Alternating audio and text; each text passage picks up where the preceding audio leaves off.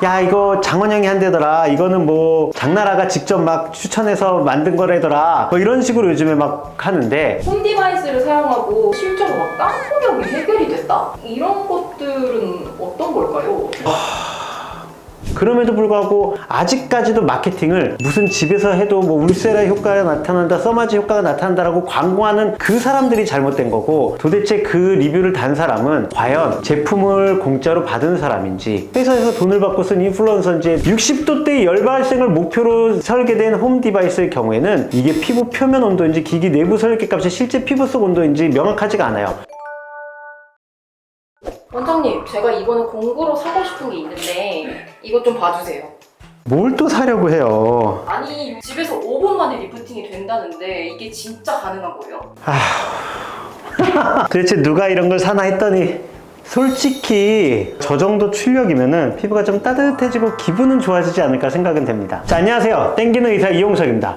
요즘 홈케어 디바이스 시장이 정말 커졌습니다. 고주파, 초음파, 갈바니, EMS 등등 종류도 너무 많고 광고도 엄청나죠. 뭐 광고도 요즘 연예인 이름이 다 들어가요. 근데 문제는 이게 제대로 검증이 된 건지 안 된 건지도 잘 모르겠고, 또 허위 광고에 가까운 제품들도 많다는 거예요. 단 5분 만에 리프팅 완료? 탄력 볼륨을 채워준다? 이런 말들이 과연 진짜일까요? 갈수록 말도 안 되는 상술과 마케팅 때문에 여러분들의 소중한 피부와 지갑을 지키기 위해서 영상을 찍게 되었습니다. 물론 잘 만든 제품도 있겠죠? 제대로 사용하면 도움이 되는 경우도 있겠죠? 그래서 종류별로 고르는 기준부터 당장 버려야 할 것들로 딱 정리해 드리겠습니다. 자, 홈 디바이스 하면 좀 유명한 것도 있어요. 갈바닉. 특징은 이제 같은 극끼리 밀어내는 이온화 원리를 이용해갖고 화장품 성분을 흡수시켜준다, 이렇게 되어 있고, 장점은 데일리 사용이 가능하고 부작용이 적고, 비싼 앰플을 손으로 바르기 좀 아까울 때, 이럴 때 좀 사용할 수가 있겠죠. 주의사항은 성분별 한계가 존재하기 때문에 분자가 큰 히알루론산이나 콜라겐 같은 경우 효과가 좀 떨어지게 되어 있습니다. 비타민C, 나이신아마이드 같은 경우의 성분을 좀 추천드린데요. 일반 비타민C는 의미가 없고, 이온화된, 즉 병원에서 사용하는 이온토로 사용하는 그런 이온화된 비타민C가 좀 더 도움이 되겠죠. 두 번째는 우리가 흔히 RFRF라고 하는 고주파입니다. High Radio Frequency Energy인데, 특징은 10만 헤르츠 이상의 주파수, 그리고 50도 전후의 열 에너지를 발생시 콜라겐 재생을 유도한다고 되어 있습니다. 병원에 쓰는 대표적인 장비는 써마지가 있겠죠. 홈 디바이스는 특성상 안전성을 고려하고 출력과 온도의 한계를 굉장히 낮췄습니다. 많은 제품들이 와트만 강조하는데, 사실 더 중요한 건 에너지 밀도, 조사 깊이, 열 응고점 형성 여부 또는 쿨링 시스템 온도 제어의 정확도 같은 게 있겠죠. 자, 홈 디바이스랑 고주파 전문 장비, 즉 의료 장비랑 비교를 해볼까요? 10W 내외의 40도 초반인 따뜻한 느낌을 주는 정도라고 보면은, 의료 장비는 조직을 수축시킬 정도의 높은 열과 부작용을 적게 하기 위해서 쿨링 시스템이나 아니면 온도 제어 장치가 굉장히 잘 되어 있죠. 나라에서 의료 장비가 아니고 홈 디바이스로 인정을 해줄 때는 모든 게 굉장히 낮춰져 있어요. 왜냐면은 여러분들이 집에서 쓰다가 부작용이 생기거나 화상을 입었을 때 누가 책임을 집니까? 병원에서 하면은 의료인이 책임을 지고 의사가 책임을 지고 의사의 진단 하에 들어갈 수 있는 장점이 있기 때문에, 이미 나올 때부터 홈 디바이스의 의료 장비는 그 차이가 굉장히 크게 만들어진 장비다라고 보시면 될 것 같습니다. 그러면은 만약에 홈 디바이스 1시간 이상 오래 하게 되면 온도가 더 높아지고 효과도 생길 수가 있는 걸까요? 근본적으로 이런 게 있어요. 예를 들어서 우리가 고주파라고 한다면 써마지를 받을 때, 써마지를 약하게 오랫동안 받으면 어느 정도 열이 좀 올라가겠죠. 근데 과연 우리가 원하는 위치까지 열이 올라가냐의 문제예요. 한 곳을, 같은 곳을 계속 쓰다 보면 화상을 입을 가능성이 높아지겠죠. 이게 아까도 얘기했지만 컨택트 쿨링 시스템이란 건 뭐냐면은 피부 표피 쪽의 열을 떨어뜨리고 안쪽의 열을 높여주는 장비입니다. 근데 우리는 표피의 열을 높이는 게 아니라 진피층의 열을 높여갖고 콜라겐을 만들어야 되기 때문에 홈 디바이스 갖고는 솔직히 부족해요. 간단한 얘기로 기계값의 차이를 보시면 돼요. 억 단위입니다, 병원에서 쓰는 장비는. 근데 뭐 수십만 원짜리 또는 뭐 한 100만 원 정도짜리를 사갖고 억 단위 기계 효과를 바라는 것 자체가 잘못됐죠. 그럼에도 불구하고 아직까지도 마케팅을 무슨 집에서 해도 뭐 울세라 효과가 나타난다, 써마지 효과가 나타난다라고 광고하는 그 사람들이 잘못된 거고, 요즘에 소비자들은 현명하시기 때문에 그런 광고에 잘 넘어가진 않습니다. 그래도 혹시라도 보시는 분 중에서 혹시라도, 정말 혹시라도 그 마케팅에 현혹이 돼가지고, 야 이게 이 정도 값으로 써마지가 나는데 병원 갈 필요가 없어 라고 하시는 분이 계시다고 한다면 틀렸습니다. 당장 그 마인드를 바꾸시는 게 좋고요. 홈 디바이스를 사용하고 효과를 봤다는 후기도 있고, 실제로 막 땅폭염이 해결이 됐다? 이런 것들은 어떤 걸까요?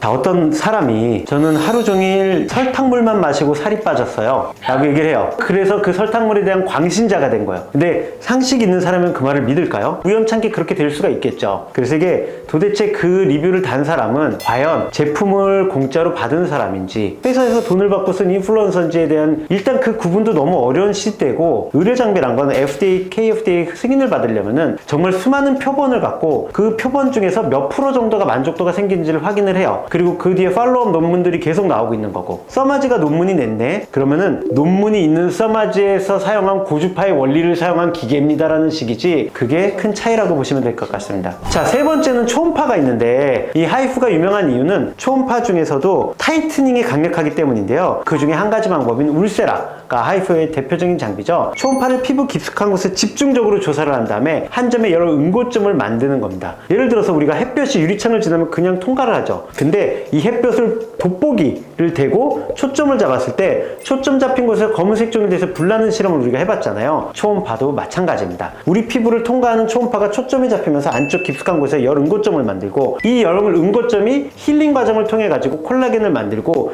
우리가 고기를 불판에 구울 때 어떻게 하죠? 쭉 짜그라들죠? 67도의 열로 단백질을 타이트닝을 만들어서 얼굴의 쉐입을 바꿔준다고 보시면 될 것 같습니다. 자, 말만 들어도 무섭죠? 67도. 이게 과연 웬만한 장비로 올릴 수 있는 온도가 맞을까요? 아니요. 그렇습니다. 여러분들 상식적으로 생각하면 돼요. 자, 초음파 홈 디바이스 같은 경우는 홈케어 특성상 출력과 온도 제한이 큽니다. 그리고 기기별로 성능차도 굉장히 극심하죠. 60도대의 열 발생을 목표로 설계된 홈 디바이스의 경우에는 이게 피부 표면 온도인지 기기 내부 설계 값이 실제 피부 속 온도인지 명확하지가 않아요. 좋아지는 방법이나 효과에 대한 검증이 명확하지 않으면 어떻게 보면 좀 안 하는 게 나아요. 그 돈으로 병원 가서 슈링크라도 한번 받아보세요. 자, 마지막으로 마이크로니들, MTS로 불리는 게 있는데요. 미세 상처를 유도해서 재생을 유도합니다.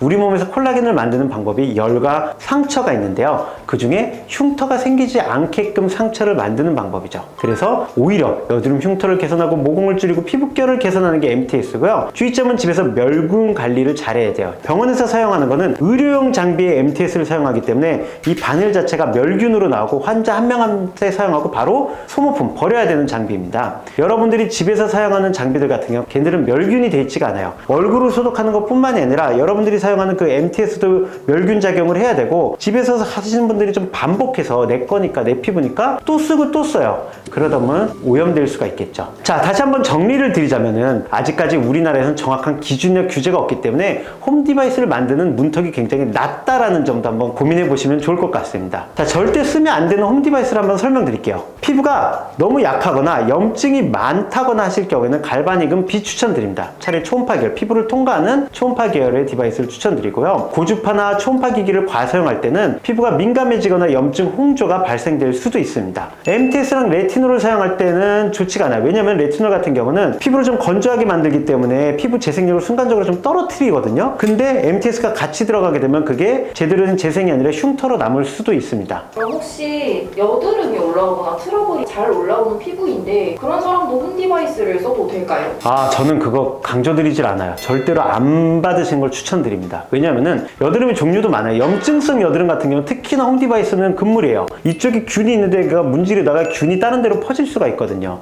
그리고 열감이 염증을 악화시킬 수도 있어요. 여드름성 피부는 일단 병원을 찾아오셔서 정확한 진단을 좀 받으신 걸 추천드립니다. 저희 엄마가 약간 마리오네트 주름이나 이런 것들이 이제 점점 생기잖아요. 그게 고민이신데 이제 피부과를 가시기에는 시골에 사시고 그래가지고 홈 디바이스를 살까 고민을 하시더라고요. 자, 그게 워낙 홈 디바이스가 나온 게 그런 거예요. 예를 들어서 미국같이 피부과를 갈 때 너무나도 비싸고 갈만한 데도 없고 가봤자 잘하는지도 모르겠어. 그래서 그런 나라들은 홈케어, 홈 디바이스가 굉장히 잘 되어 있어요. 그 시장이. 근데 우리나라는 병원도 문턱이 낮고 그렇기 때문에 병원이 접근성이 어려우시다거나 뭐 서울이나 이런 데 올라오시기 힘드신 분들이 이런 거를 사시긴 해요. 아예 효과가 없다고 말씀드리긴 어렵기 때문에 효도를 하시고 싶으시다면 엄마 기분 좋게 사드린 건 괜찮지만 엄마 이걸 받는다고 마리오네트가 없어지진 않을 거야 라는 걸 말씀드린 것도 괜찮지 않을까 생각되고, 이미 사드렸다고 한다면은 제발 부서질 때까지 사용하세요. 사놓고 어디 구석에서 쟁겨놓고 야 효과 없더라 하면은 아이고 당근에다 팔시든지, 너무 아깝잖아요. 저는 아무리 멀다 해도 뭐 미국에서 비행기 타고 지금 병원으로 오신 분들도 계신데 그냥 그냥 한 번쯤 올라오셔갖고 병원 오셔서 관리를 받는 게 낫지 않을까. 근데 어머니의 행복감을 위해서라면 사드리면서 엄마 이거 월급 받아 사주는 건데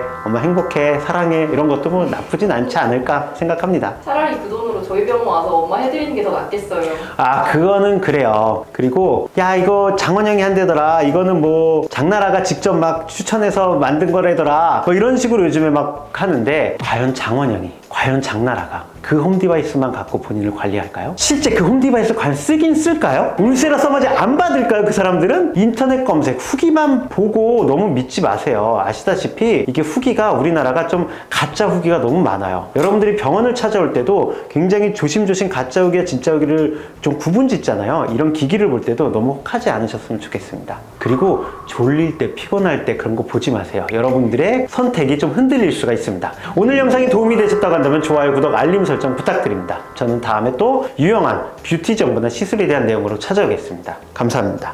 모두 예뻐지실 겁니다.